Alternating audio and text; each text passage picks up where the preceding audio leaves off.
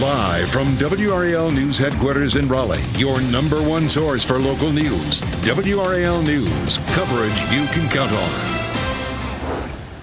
The superintendent of Durham Public Schools has resigned. This as school board members are meeting tonight about ongoing pay issues. Coming up, what he's sharing about his resignation only on WRAL. 2 people are dead after a fire in Cumberland County. What investigators are working to learn after this house in Spring Lake went up in flames. And our temperatures are below freezing almost everywhere this morning, but this will be the last cold morning that we see for a while. I'll show you a warmer but wetter weekend. Today, law enforcement will honor Harnett County Deputy Chris Johnson.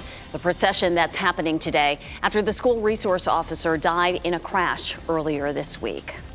Those who work closely with him had nothing but wonderful things to say about him and his dedication to public service. It is 6 o'clock. We have a lot of news to tell you about. It's going to be a nice warm up today. I'm Renee Chu. And I'm Jeff Hogan. Thanks for making this part of your Thursday here as we get going. That roller coaster is still down at the bottom, and it is cold out there right now. But yeah, we're looking forward to that ride up the ramp. Elizabeth Gardner in the WRAL Severe Weather Center. Yep, you say spring, you just notice that a lot of the bulbs are out. I've seen crocuses and daffodils. It looks beautiful. So the weather is going to, trend in that direction for the next few days. But it is still cold out there this morning. 30 degrees in the Triangle. Our temperatures here in Rocky Mount, Wilson, likely in the upper 20s. Our wind is calm. That is not something we've seen the last several days. It's been breezy, so we've had a wind chill yesterday and the day before.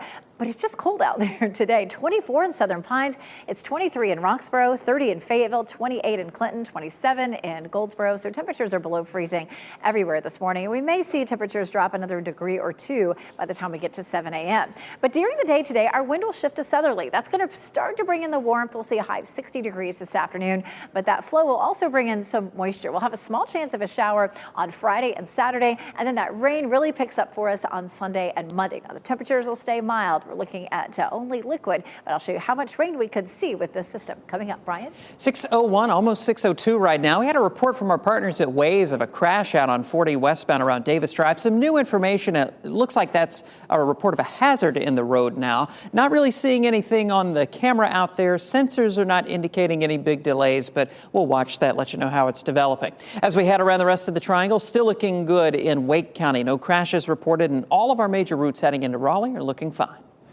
Brian, thanks. It's a new challenge for Durham Public Schools where leaders will now be looking for a new superintendent. Pascal Mubenga announced his resignation last night, effective immediately. Mubenga spoke about his decision in an interview you'll see only on WRAL. And WRAL's Kelsey Coffey joins us outside Durham Public Schools offices this morning. And Kelsey, this comes ahead of a meeting tonight that will address those pay issues with school teachers. Jeff Mubenga says that his decision to resign was mutual between him and the school board. And the school board is going to be meeting again tonight to talk about those ongoing pay issues that we've been telling you about for weeks. Mubenga spoke only with WRAL about his resignation. He says these last few weeks have been chaotic, and he apologized. I'll say this, my apologies to the Durham community. Our kids, our families, they deserve better. It's very unfortunate that we get to this point, but there are a lot of great things that we have at Durham Public Schools, and we have qualified folks with a good intent and good folks that will be able to continue this work. The school board released findings of an internal review on the pay issue. It shows the former CFO knew last February that the true cost of raises would double once years of service were calculated, but he didn't tell the board. Mubenga found out in November and called for an investigation. Deputy Superintendent Nicholas King will act as superintendent until an interim is named, and we'll stay on top of what happens in that meeting later tonight. Kelsey Coffey, WRAL News, live in Durham. And Durham Mayor Leonardo Williams says he has very little information about this particular situation with the district, but does understand there's been an error with salaries.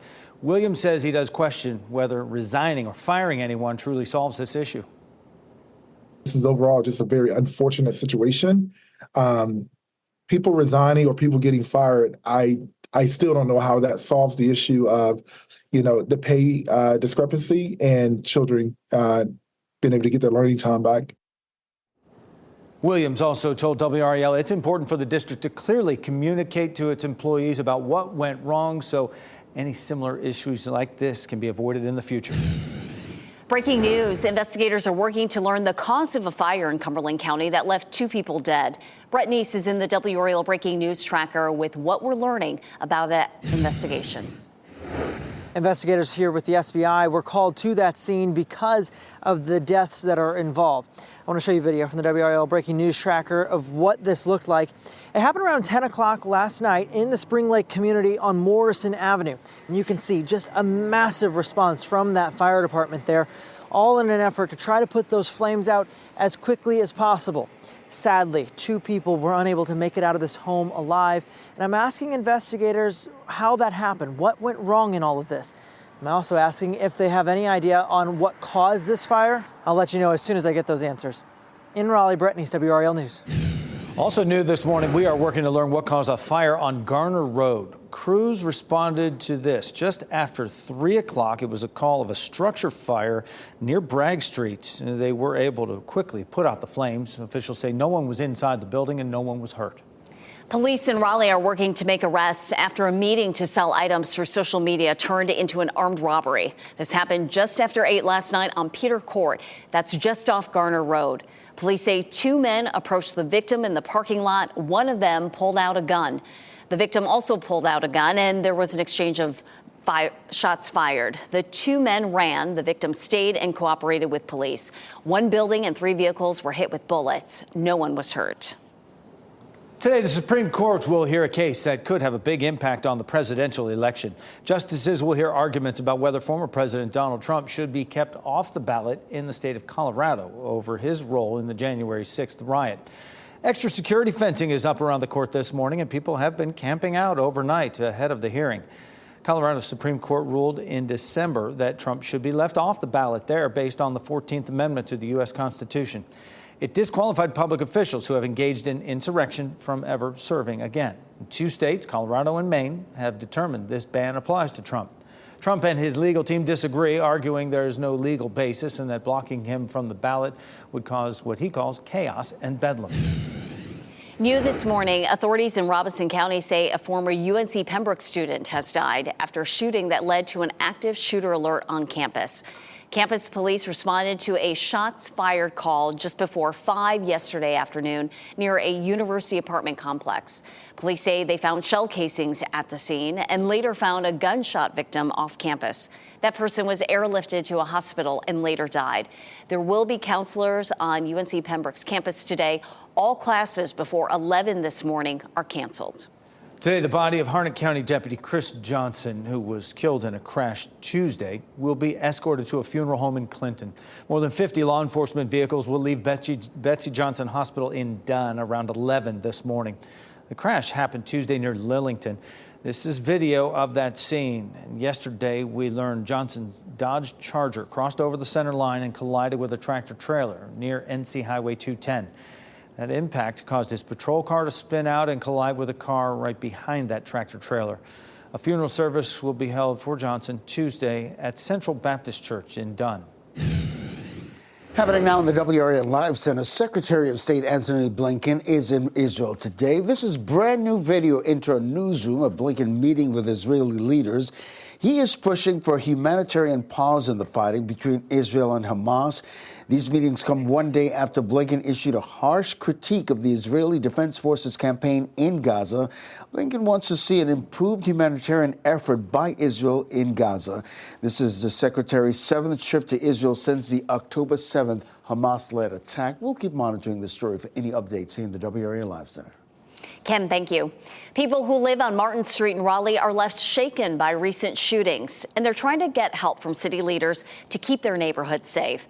Dozens of people attended a meeting last night calling for action from Raleigh police and city officials. WRAL has reported on 3 shootings on Martin Street in recent months. They want to see more officers patrolling the streets. We spoke with one man who preferred not to go on camera for safety reasons. My wife and 2 of her pregnant friends were walking home early December, and they missed one of the shootings that happened on Martin and Haywood by a matter of minutes. Can we target Martin? During the meeting, neighbors met with City Councilman Corey Branch and police officers who patrol the downtown district and shared their frustrations. Branch says the city manager and police chief are talking about funding for additional technology and officers. The city of Raleigh will host another chance to learn about plans for an alternative response program for mental health emergencies. Tonight, the forum will start at 8 o'clock at Hayes Barton United Methodist Church. The new program would involve more social workers and peer support and help connect people with mental health professionals. Program leaders also say it reduces the stigma of police and it builds community trust. This morning, NASA has a revolutionary new satellite in space. How the PACE satellite will give us a new look at microscopic ocean life. And police say mail thefts are on the rise in the Raleigh area. The single key, they say, is behind thousands of dollars in stolen checks. It's cold this morning, but the warm-up begins this afternoon. We climb on up into the 60s and then some 70s for parts of the weekend. But it also turns wetter. I'll show you the timeline for the rain this weekend and how much we could see. As you get into your car, tune to WRAL News Plus on your radio. In Raleigh on 99.3 FM. In Durham, 96.5 FM. And everywhere on 101.5 HD3.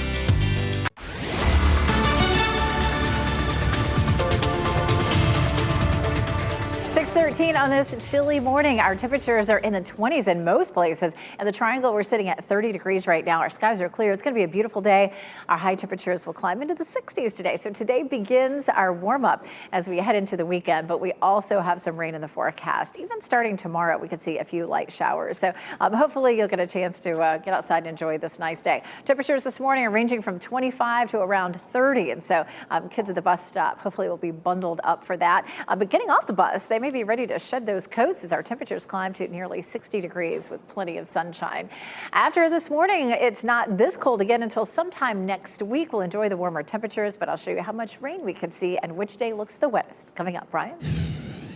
6:14 now, Elizabeth. All new, getting reports of a vehicle fire in West Raleigh on Trinity Road near Trinity Woods. Not seeing any big delays with that, but just a heads up there on the west side of Raleigh. And it looks like, as I've been out here, we've had a report of a crash over in the Apex area. So we'll pinpoint a location for you and have an update coming up in about 10 minutes. Let's take a look at your major approaches into Durham right now. Still looking fine on I-40 in both directions through South Durham, and 85 is looking good through North Durham at the moment. Renee? Brian, thanks. At least 6 people are unaccounted for after a house outside Philadelphia was set on fire following a shooting that wounded 2 police officers. Police responded to the home yesterday afternoon for a report of an 11-year-old girl being shot. When they got there, a gunman started shooting from inside the home. 2 officers were shot. They're expected to survive. Officials say they wouldn't be able to check the home until this morning because of a threat from the gunman and the fire not being completely out. New this morning, a revolutionary new satellite will give us a look at Earth's marine life. It is now in space. 3, 2, 1, booster ignition.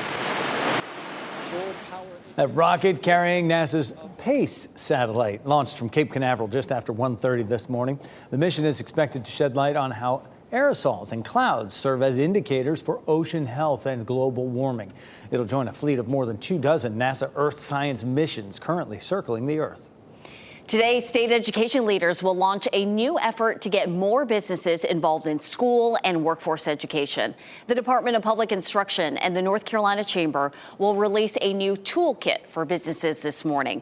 The toolkit is designed to help businesses learn how to work with schools and start internship and apprenticeship programs. The launch event is happening at 10 this morning. Raleigh police say a single stolen postal key may be the key to tens of thousands of dollars in check fraud in Raleigh. New numbers and documents obtained by WRAL point to at least 26 stolen checks since April of last year.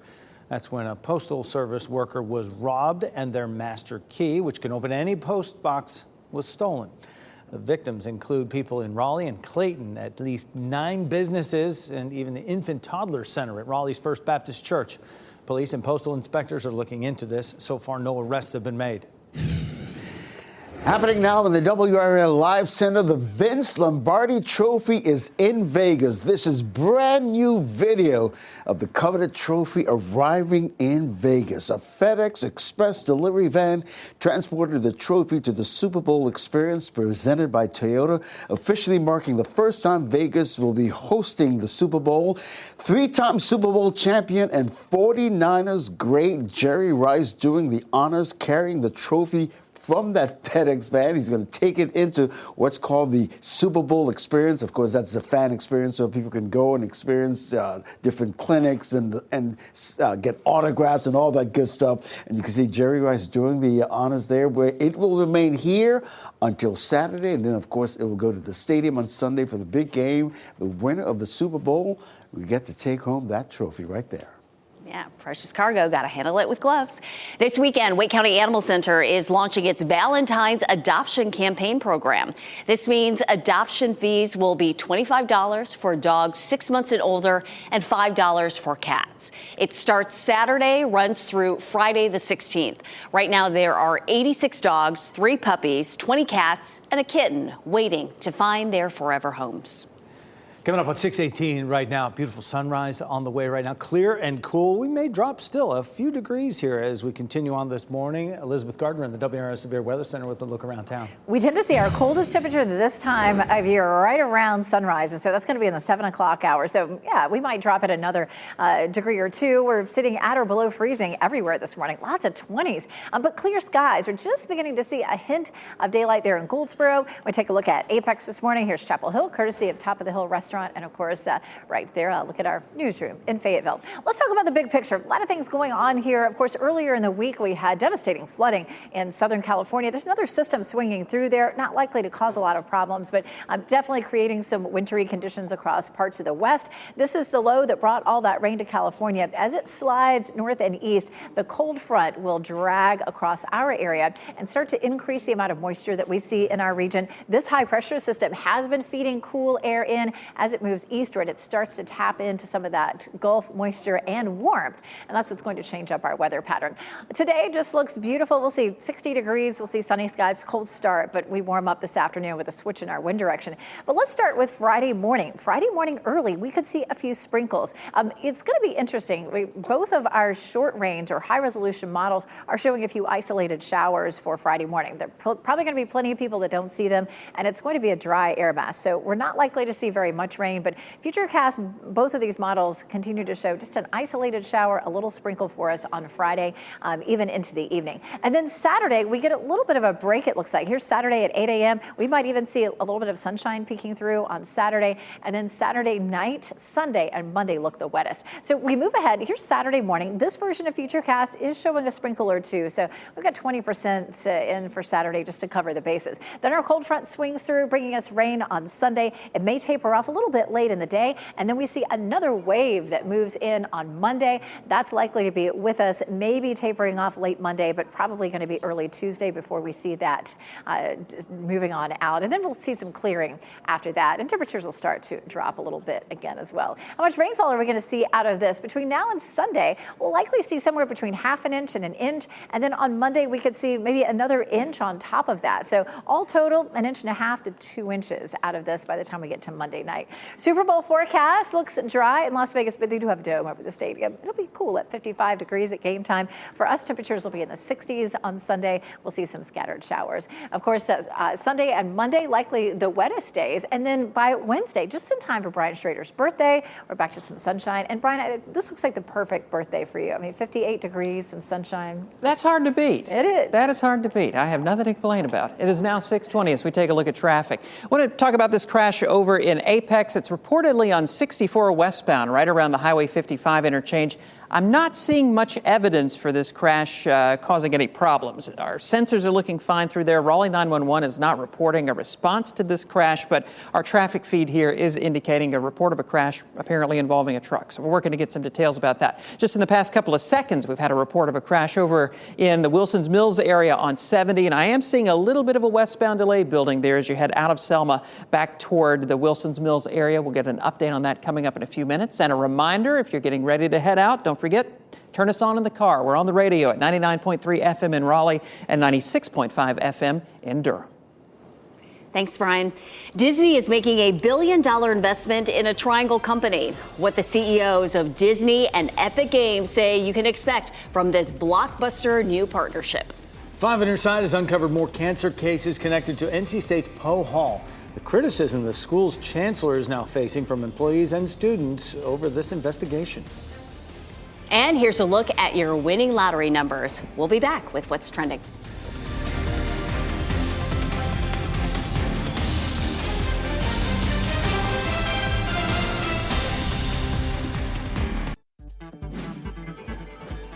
This What's Trending report, sponsored by Rug & Home. There are a lot of folks out there who have been watching Suits, and right now its stars are reuniting with help from Judge Judy. It's addictive. Brian Schrader here now with What's Trending. And I've been watching Judge Judy, so we're well covered here. Yeah. A Super Bowl ad for Elf Cosmetics takes place in the courtroom of Judge Beauty. There she is. Oh, boy. Suits stars Gina Torres, Rick Hoffman, and Sarah Rafferty are all part of the case, which is about overspending on beauty products. And there are many other celebrities in the courtroom as well. Okay, I feel like this hits all the notes for me. Affordable cosmetics, the stars of Suits, Judge Judy, a hit of a Super Bowl ad. And I've been telling Jeff and Brian over and over, please watch Suits, the most streamed show on Netflix of 2023, Suits. And yet we still all those have people not can't listened. be wrong. What are we doing? What do we do? I'm used to it. I'm used to it. Do you have her lighting? You need Judge Judy's lighting. How about that? Yeah. I mean, we could both just She looks use that good. lighting. Elf When you're Cosmetics. playing in the big leagues, Yeah.